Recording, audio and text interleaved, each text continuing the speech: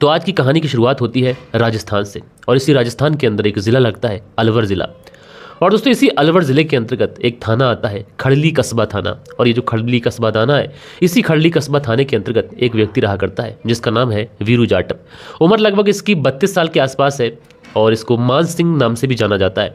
यानी वीरू जाटव का जो निक नेम है वो मान सिंह भी है, इसलिए जो वीरू जाटव है वो अपने पूरे एरिया के अंदर मानसिक नाम से बहुत ज़्यादा फेमस है। और इसकी एक पत्नी भी है जिसका नाम अनीता है, और इसका एक 9 साल का बेटा है। पूरा परिवार जो है वो हंसी खुशी अपनी ज़िंदगी बिताता है। जो वीरू जाटव है, 32 साल इसकी उम्र है, ये टेंट का व्यापारी है, कारोबारी है, अच्छा खासा बिजनेस चलता है, पैसे की कोई टेंशन है नहीं, पैसे की कोई प्रॉब्लम नहीं है। दूसरी तरफ जो वीरू जाटव की पत्नी अनीता है, ये भी एक जनरल स्टोर चलाती है। पास ही में खेड़ली एक जगह है, वहीं पर एक जनरल स्टोर चलाती है छोटा सा। तो परिवार में कहा जाए तो पैसों की कोई दिक्कत नहीं है। वीरू जाटव का अपना टेंट का बिजनेस है, वो भी अच्छा चल रहा है। और जो पत्नी अनीता है, ये भी खेड़ली में एक जनरल स्टोर चलाती है, तो यहाँ से भी पैसा अर्न होता है। यानी पैसे की कोई दिक्कत नहीं है। उसके बाद में दोस्तों एक तारीख आती है 7 जून साल 2025। और इसी 7 जून साल 2025 को सुबह के तकरीबन 7 से 8 बजे के आसपास जैसे ही अनीता की आंख खुलती है तो वो देखती क्या है कि उसका जो पति है वीरू जाटव, ये कोई भी रिस्पॉन्स नहीं कर रहा है, ना वो सांस ले रहा है, और ऐसा उसका जो जिस्म है वो भी अस्त व्यस्त पड़ा हुआ है। अब ऐसे में अनीता परेशान होती है, अपने पति को जगाने की कोशिश करती है, हिलाने ढुलाने की कोशिश करती है, लेकिन दोस्तों पति जो वीरू जाटव होता है शायद कोई भी रिस्पॉन्स नहीं देता है। अब पत्नी जो अनीता होती है उसको ये लगता है कि शायद उसके पति को साइलेंट हार्ट अटैक आया है। अब हार्ट अटैक आया है तो क्या करे, नब्स पकड़ के देखी है तो नब्स भी नहीं चल रही है। लिहाजा घबराई हुई, सहमी हुई अपनी भाभी को कॉल करती है, और भाभी को कॉल करने के बाद में कहती है कि दरअसल जो मेरे पति वीरू जाटव हैं उनको हार्ट अटैक आया है, और उनका जो जिस्म है उसमें कोई भी रिस्पॉन्स नहीं है। भाभी मुझे बहुत ज़्यादा डर लग रहा है, आप भैया को लेकर जल्दी से आ जाओ। अब उसके बाद में जो भाभी थी वो अपने पति गब्बर जाटव को बताती है, जो गब्बर जाटव जो वीरू जाटव का भाई था। उसके बाद में ये जो वीरू जाटव की पत्नी अनीता थी वो भी अपने तमाम रिश्तेदारों को सबको कॉल कर देती है कि उसके जो पति हैं उनको साइलेंट हार्ट अटैक आया है, और शायद जिसकी वजह से उनकी मौत हो गई है।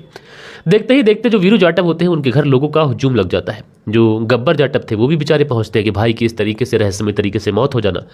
गब्बर जाटव को तो बहुत बड़ा धक्का लगता है, क्योंकि उनके उन भाई के सिवा और कोई था ही नहीं। लिहाजा गब्बर जाटव मन ही मन परेशान है, लेकिन करें तो करें क्या, जाए तो जाए कहाँ। आखिरकार अचानक से मौत हो गई तो जो होनी होती है उसे कौन टाल सकता है। मन में ये सब्र लेकर आखिरकार अंतिम संस्कार की तैयारियां करने लगते हैं। अब दोस्तों वीरू जाटव की अंतिम संस्कार की तैयारियां हो रही हैं, मेहमान वगैरह इकट्ठे हो चुके हैं, सारे ही लोग आ चुके हैं। अंतिम संस्कार की जो भी प्रक्रियाएं होती हैं उन सारी चीज़ों की तैयारियां की जा रही हैं। लेकिन इसी बीच में जो गब्बर जाटव होता है वीरू जाटव का भाई, उसकी नज़र अपनी भाई की गर्दन पर पड़ती है, जिस पर उसे कुछ निशान सा दिखाई पड़ता है, और उसको अपने भाई के जिस्म पर कहीं कहीं चोटों और खरोचों के निशान भी दिखाई पड़ते हैं। अब जैसे ही ये चीज़ें गब्बर जाटव को दिखाई पड़ती हैं, वो इस मामले में चुपके से पुलिस को फ़ोन कर देता है। वो कहता है कि साहब मेरे जो भाई है, मेरी जो भाभी है वो बता रही है कि मेरे भाई की मौत हुई है, और अचानक से मौत हुई है, उनको हार्ट अटैक आया है। लेकिन मुझे क्यों ऐसा लग रहा है कि मेरे भाई का मर्डर किया गया है, क्योंकि मुझे उनके गर्दन पर, उनके जिस्म पर कहीं कहीं जो चोट है उसके निशान दिखाई पड़ रहे हैं। साहब आप एक बार ऐसा कर लिए कि डेड बॉडी का पोस्टमार्टम करा लिए। अब जैसे ही पुलिस को यह बात पता चलती है तो पुलिस की एक टीम जो होती है तुरंत अनफॉर्न में मौके वारदात वाली जगह पर पहुंचती है, वहां से डेड बॉडी को अपनी कस्टडी में लेती है। हालांकि कुछ लोग ये भी बोल रहे थे कि अंतिम संस्कार हो रहा है तो हो जाने दीजिए, लेकिन पुलिस इस पूरे मामले में गब्बर जाटव के कहने पर आई थी। लिहाजा अब यहाँ पर कोई ज़्यादा विरोध करता तो वो शक के घेरे में आता, लिहाजा कोई कुछ बोलता नहीं है, और जो डेड बॉडी होती है वो डेड बॉडी पोस्टमार्टम के लिए चली जाती है। इधर दोस्तों डेड बॉडी पोस्टमार्टम के लिए चली जाती है, इधर घर वालों का बुरा हाल है। आखिरकार क्या हुआ है क्या नहीं हुआ है, लोग यही सोच रहे हैं कि मर्डर हुआ है कि क्या हुआ है। लिहाजा उसके बाद में आखिरकार डेड बॉडी परिवार वालों को सौंप दी जाती है, और उसके बाद में जो पोस्टमार्टम की रिपोर्ट होती है वो पोस्टमार्टम की रिपोर्ट आती है। और दोस्तों जो पोस्टमार्टम की रिपोर्ट होती है वो रिपोर्ट पूरी तरीके से इस पूरे केस को पलट के रख देती है। दरअसल पुलिस इस डेड बॉडी को ये सोच कर लेके गई थी कि भाई जो है उसको शायद शक है, तो उसका शक भी मिट जाएगा, शक भी दूर हो जाएगा, किसी के ऊपर संदेह है तो वो संदेह भी दूर हो जाएगा।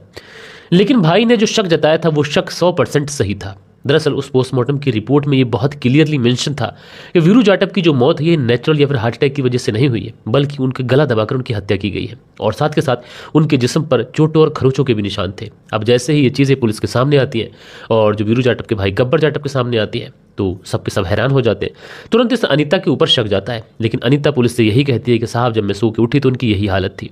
लेकिन पुलिस इस पूरे मामले को सुलझाने के लिए अब आगे की कार्रवाई करती है। शक के आधार पर अनीता को गिरफ्तार तो नहीं किया जा सकता था, लेकिन अनीता बेकसूर है इसका भी कोई प्रूफ नहीं है, क्योंकि अनीता ने यह कहा था कि उनको हार्ट अटैक आया है, जबकि उनकी गला दबाकर हत्या की गई है, और घर के अंदर कोई अनीता के सिवा कोई था भी नहीं। ऐसे में अब पुलिस जो है वो यहाँ पर छानबीन शुरू कर देती है। ये चीज़ें तो क्लियर हो चुकी थी कि मर्डर जो है वो अनीता ने किया है या फिर करवाया है, लेकिन पुलिस को सबूत भी चाहिए थे। लिहाजा पुलिस अब इस पूरे मामले में जब छानबीन शुरू करती है तो सबसे पहले आस पड़ोस के जितने भी सीसीटीवी कैमरास होते हैं उन सारे ही सीसीटीवी कैमरास को खंगाला जाता है। साथ के साथ अनीता की कॉल डिटेल्स निकाली जाती है और इस मामले में सबसे अहम जो चीज़ होती है वो होता है अनीता का एक बेटा जिसकी उम्र 9 साल के आसपास होती है। दरअसल दोस्तों अनीता के बेटे ने पुलिस को क्या बताया वो मैं आप लोग को पढ़ के बताऊंगा, लेकिन जब पुलिस सीसीटीवी फुटेज सारी चीज़ें चेक करती है तो उसमें पुलिस को पता ये चलता है कि इस घर के अंदर लगभग 4 से 5 व्यक्ति ऐसे हैं जो इस घर की तरफ आते हुए दिखाई पड़े हैं। साथ के साथ अनीता जो है वो एक नंबर से लगातार बात कर रही है और ये नंबर किसी और का नहीं बल्कि एक काशी राम नाम का एक व्यक्ति है, उसका नंबर है।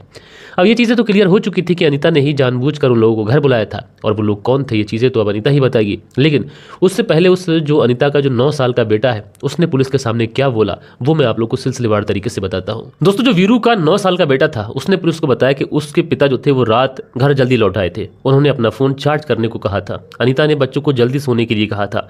उस रात बच्चों की जो खटिया थी वो खटिया जब हिलने की आवाज़ आई तो उसकी आंख खुल गई तो उसने देखा कि उसकी माँ ने घर का मुख्य दरवाज़ा खोल दिया था। बाहर अनीता का प्रेमी काशीराम प्रजापत खड़ा हुआ था। बेटे ने कहा कि मेरे मम्मी ने ही मेरे पापा को मरवा दिया है। बच्चे ने बताया मैं डर गया था इसलिए चुपचाप सब देखता रहा। वे लोग हमारे कमरे में आए, मम्मी खाट के सामने खड़ी थी, उन लोगों ने पापा को पकड़ लिया, उन्हें मुक्के मारे और उन्हें उनके पैर और गला दबाया। काशी अंकल ने पापा के मुंह पर तकिया रखकर दबाया। मैंने पापा को बचाने की कोशिश की लेकिन काशी अंकल ने मुझे गोद में उठाकर धमकाया और चुप रहने को कहा। मैं डर गया था, डर के मारे मैं चुप हो गया। कुछ देर बाद पापा ने हिलना बंद कर दिया, फिर सब लोग चले गए। मम्मी ने कुछ नहीं कहा, वह सब देखती रही। मम्मी बहुत बुरी है, उसने मेरे पापा का कत्ल करवा दिया। ये अल्फाज किसी और के नहीं हैं दोस्तों बल्कि वीरू के 9 साल के बेटे के हैं।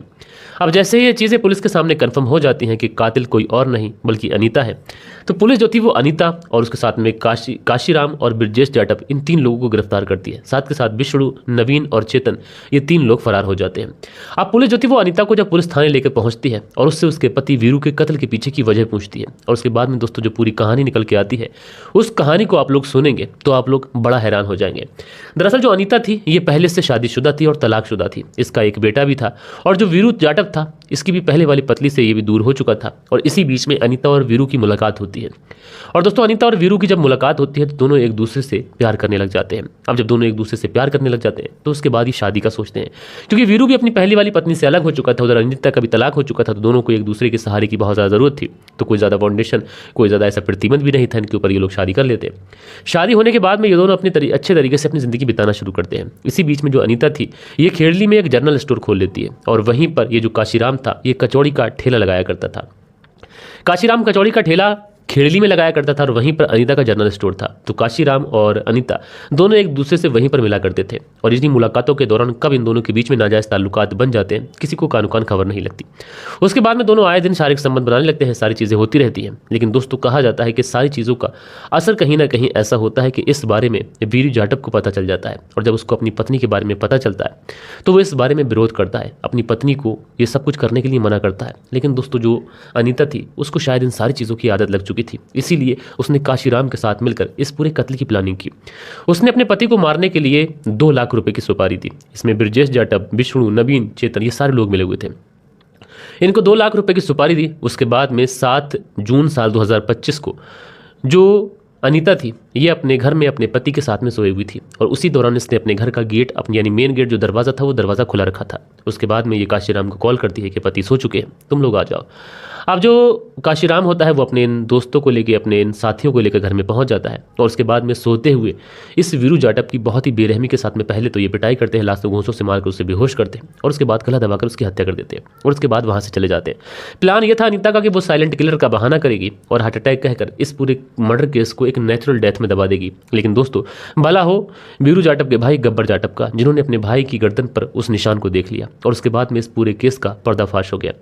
जरा सोचिए दोस्तों, एक ऐसी महिला जिसने अपने पति को रास्ते से हटाने के लिए अपने 9 साल के बच्चे के फ्यूचर के बारे में भी नहीं सोचा। आप लोग ऐसी महिलाओं के बारे में क्या कहना चाहते हैं? कमेंट्स करके आप लोग जरूर से जरूर बताइएगा।